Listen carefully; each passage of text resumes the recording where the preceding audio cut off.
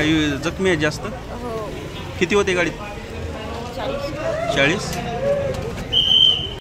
S T अपघातामध्ये काही रुग्ण जवळपास 36 आज दुपारी विलासराव देशमुख शासकीय वैद्यकीय महाविद्यालयात ॲडमिट झालेले आहेत.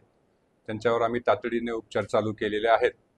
36 पेशंटमध्ये टोटल 36 पेशंट आपण ॲडमिट करून घेतलेत. त्यातली 4 ते 6 गंभीर रुग्ण आहेत. बाकी पेशंटवर उपचार चालू आहेत. आमची संपूर्ण टीम सुसज्ज टीम रेडी आहे. एबीपी माझा, उघडा डोळे बघा नीट.